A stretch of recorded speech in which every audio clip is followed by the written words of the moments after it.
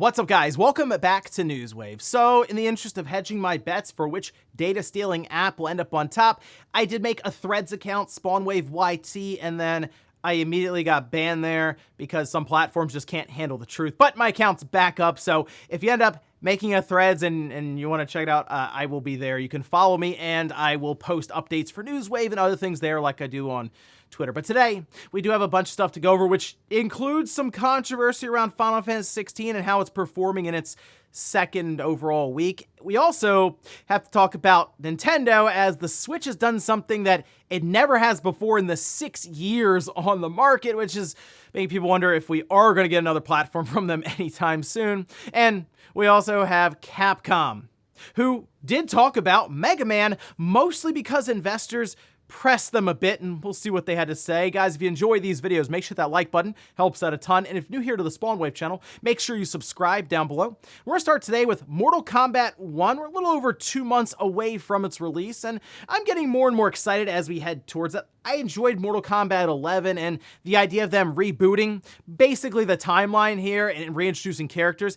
It's fun, and we are getting trailers doing just that, which the latest one gave us a couple of new characters. This includes Smoke, Smoke looks really good here. They also had a fatality for Smoke showing off at the end of the trailer. Rain's always kind of that side character in the Mortal Kombat lore. It kind of looks like Rain's gonna have a bit more of a focus here for Mortal Kombat 1. And then obviously you need Cyrax and Sector. Even though it kind of looked like they were doing their like assist roles, I still feel like they're gonna be playable characters in the game. It's just, they are definitely some iconic characters from the Mortal Kombat franchise. But again, it looks great so far. More and more the story is being unveiled, and I'm just ready for this game to come out. And the fact that it's coming out on all platforms, which includes the Switch, and that'll be a very interesting version, I'm sure, to check out, is exciting stuff. So looking forward to this one in September. Also, if you're looking for a bit of a nostalgia trip, but with a modern twist, there's a really cool video that's getting passed around right now, and you can see some of it here.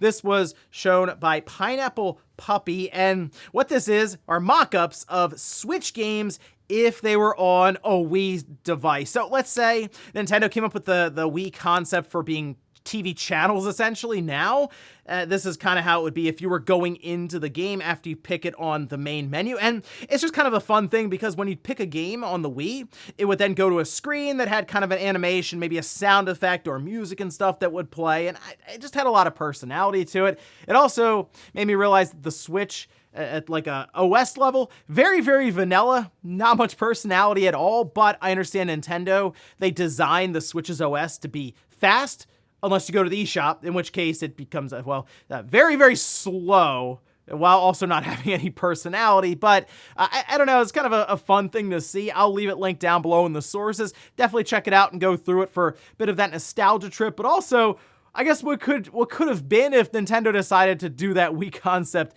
now with some of these titles. Oh, and we did get a release date for Wave 5 of the Mario Kart 8 Deluxe Booster Course, as well as another trailer that was released here. This, of course, will be adding 8 additional courses and some characters, including Birdo, PD, Piranha, Wiggler, and Comic. This is coming out July 12th, so next week. And the really cool thing about this is we only have one more wave, that being Wave 6, before they're all done with the Booster Course pack, which, to their credit, totals 48 tracks. And I mean, we were getting brand new original courses and characters added in. So it does feel like you got your money's worth, or your subscription money's worth, with this entire Booster Course pack. But I think I'm ready for the next Mario Kart. I'm kind of done with Mario Kart 8 Deluxe at this point. While the new tracks are fun and everything, has been since 2014. I mean, that's a long time. I'm ready for the next one in the series, but good stuff here. More stuff to look forward to, though, for Mario Kart 8 Deluxe next week on the 12th. And guys, with some of the quick news out of the way, let's get into the bigger stuff. Let's start right away with Final Fantasy XVI and some controversy that continues to build around this game. And a lot of it has to do with the sales versus previous entries for the Final Fantasy series, whether it's Final Fantasy VII Remake or Final Fantasy 15. Technically, 16 is trailing behind both of those in the initial window for sales of like the first week or so. And I think that's kind of expected, considering it's selling on the PlayStation 5 install size just in general earlier on in its life versus multi-platform releases, or in Final Fantasy VII Remake's case, released later on in the PS4's life. But let's take a look at the latest Famitsu sales that kind of spurned a lot of this on, which we can see at the top, Master Detective Archives Rain Code coming in with 55,339.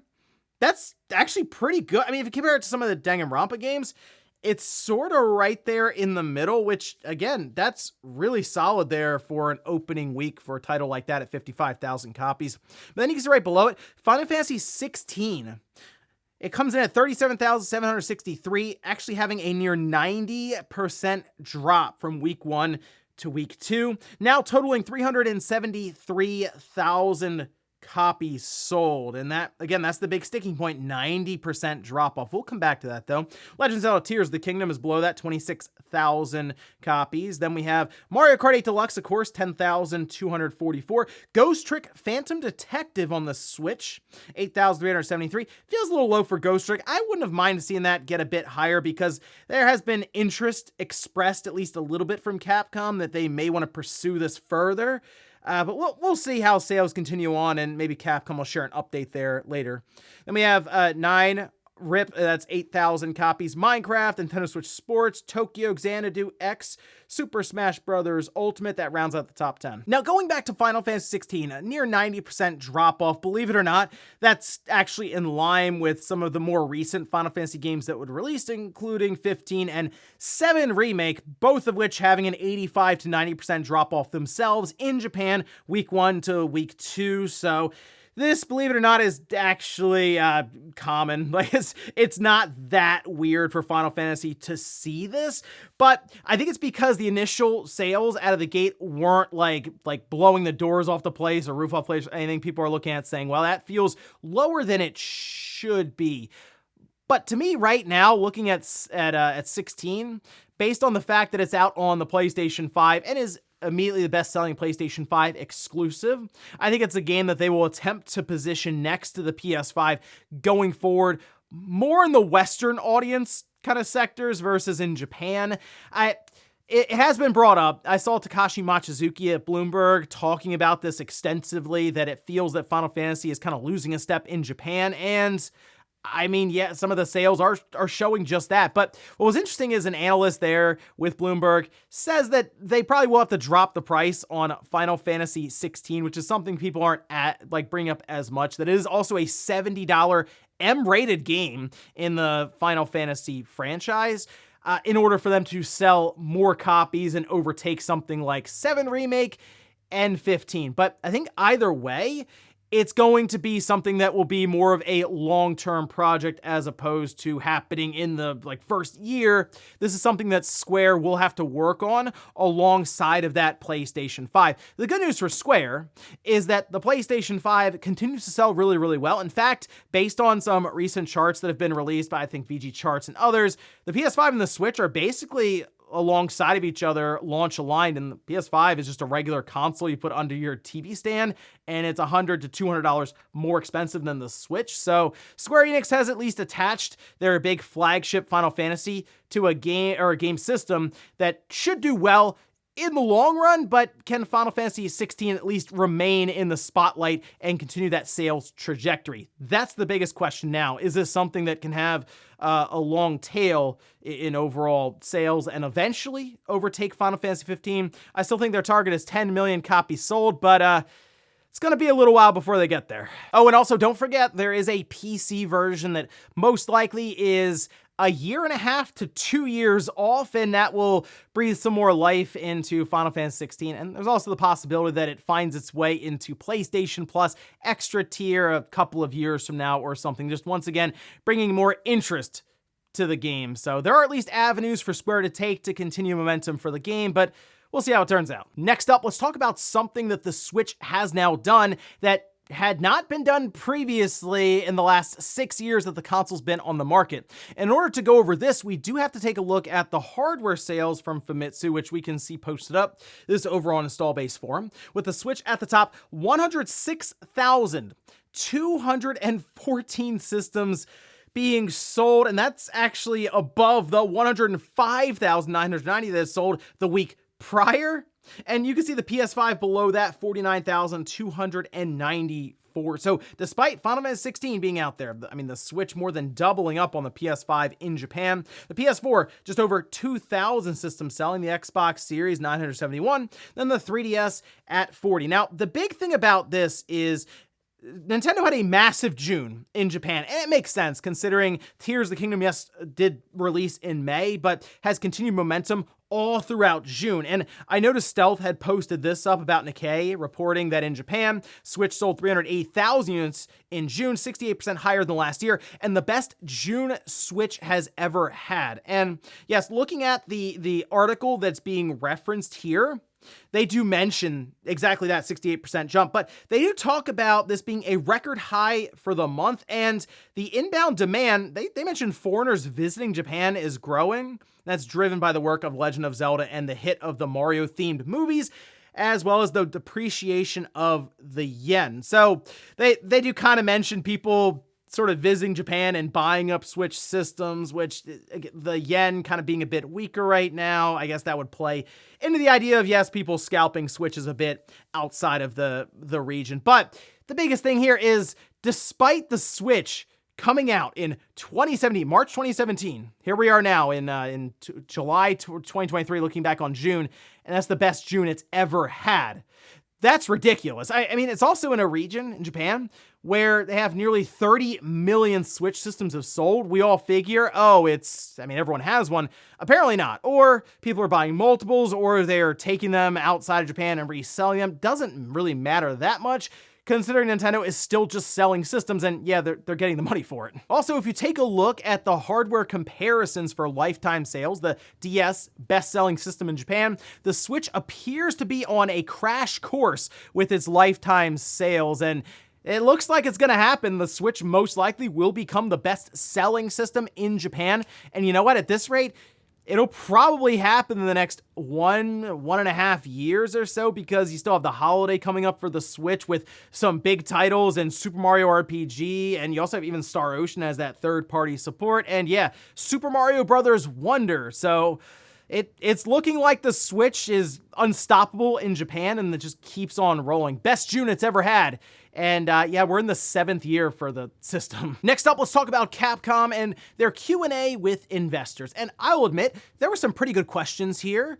They asked about dividends, they asked about live service initiatives, they asked about VR and AR, metaverse, but no one cares about any of that because investors asked the right questions. They said, hey, what are you doing with Mega Man? And well, let's take a look at some of the questions here. I will at least appease some Resident Evil fans out there and discuss this question very, very quickly before we get the Mega Man stuff. Or they asked, will you be providing high-end visual remakes of only the main numbered entries in the Resident Evil series? You know, asking, hey, what about Code Veronica? They say we are carrying out discussions regarding the future expansion of this series, so it can be enjoyed by a wide audience. Makes you wonder about Code Veronica, potentially. Maybe that will get that remake treatment that people have been asking for. But anyway, on to the Mega Man stuff, of course. This was a question about Mega Man Battle Network Legacy Collection, saying it was released in April, has surpassed 1 million units in sales, so yeah, it did it pretty quickly. Capcom even maybe was caught a little off guard by that one, saying contributing to existing IP utilization and user expansion. What are your plans for the Mega Man series? They say, including Mega Man 11, the latest entry in the franchise, Mega Man is one of Capcom's historic IPs and is loved by fans, and as such, we want to take care in how we develop this series. We are considering how to approach the production of new entries in the series, which requires numerous factors, including development of a solid concept, ideas, and gameplay, etc. And I do like that they're not just going, we're going to throw something out there just to make sure we have something Mega Man without really sitting down and thinking about it, putting our full force behind it. Not that I necessarily think they will. Like, it's not going to get the treatment that Monster Hunter will. Obviously, Monster Hunter sells a ton of copies. Resident Evil, same deal there. But Mega Man is kind of on the upswing right now. I mean, we saw what happened with Mega Man 11, which was the best-selling Mega Man game outright. And then here comes Battle Network Collection that's probably going to overtake Mega Man 11 in a hurry. So it seems like more and more people are indeed buying in to these Mega Man games that Capcom is currently producing, which makes us wonder, what are they doing with Mega Man? Well, the hope is that Mega Man X9 is coming up, something new in Battle Network, Mega Man Legends 3. That's the thing with Capcom. Fortunately, they have a lot of options for that franchise because there are several different series that they had been producing for a while ago and kind of forgot about. And once again, I will give it to these investors. After getting that fairly vague question around a new Mega Man game, they fire back with this one where they say, tell me your plans for new ports or collections in the Mega Man series. And Capcom, they say, we are considering our approach to ports of past entries titles, which includes addressing technical issues. So here's what I would do, okay? If I'm Capcom, at this point, I'm looking around saying, all right, well, Mega Man works. Mega Man X seems to work. Talking about the collections. Mega Man 11 worked. The Battle Network collection worked. I wonder if there's still an audience for Mega Man Legends. I would do a Mega Man Legends collection. I know there's really only 3 games you can technically do. I feel like the value is there, though, just based on the secondhand market for these games. You would do Mega Man Legends 1, 2, and then the Misadventures Tron. You know what else you can do? You can actually do Mega Man Legends 1, Mega Man 64, Mega Man Legends 2, and then I mean, that's 4. I know it's Mega Man 64 and Mega Man Legends basically the same thing, but still, it would be fun to have those 4 just in there for, yes, novelty's sake with Mega Man 64, but I would buy that collection. Let me know if you would buy into a Mega Man Legends collection with, at the minimum, those main 3 titles. And if you would pay full price for it, or if it would have to come in at like $40 or something. That's, of course, the big question. If it is worth it for Capcom to go that route, and if they can get their money back or a return on their investment, and if that means it would have to be full price. And in our last bit of news, let's talk about Helldivers 2, because we did get some updates on it, specifically talks around the gameplay, the co-op aspect, and just more looks at the game in action. And you can see some of the trailer here. This was also a post up on PlayStation Blog, diving into some of these details. And the biggest thing that I'm taking away from this is I like the shift to the sort of third person, more intimate kind of camera angle to the action that was going on, whereas previously it was isometric, kind of top down. This sort of plays more into, I guess, kind of Earth Defense Force, right? Sort of that camera angle and the concept and all this. And it is playing into the idea of co-op and blowing a bunch of stuff up, dying over and over again, bringing each other back, using all kinds of tools. And they had like a big turret that was just blowing everything away. You had a big shield that was dropping in to protect everyone. I think visually speaking, the game looks pretty good, since I heard Helldivers 2 and I was sort of thinking a smaller budget project. And while this still may be that, I think for the most part, it looks fine, but it is basically, from what they're showing off, a horde shooter / horde objective style game that you would be playing with some of your friends. And yeah, I would like to see that with PlayStation, considering they have the narrative-driven single-player experience basically figured out to a T. I would like them to continue exploring more into the multiplayer realm a bit there. And I know technically Arrowhead, that they're not first part, like they're not owned by Sony. It's more of a contracted out thing, but Helldivers, that would be with Sony. So it would be a game that they would tout on their PS5 and on the PC. So interesting to see that released day one across those 2 platforms. We're still waiting for that release date, by the way. They keep saying later on this year, so I'll keep you guys up to date on when that release date is officially revealed. And before we go to the comments of the day, we're gonna take a look at the poll that I posted up yesterday. We're asked, have you played Super Mario RPG before?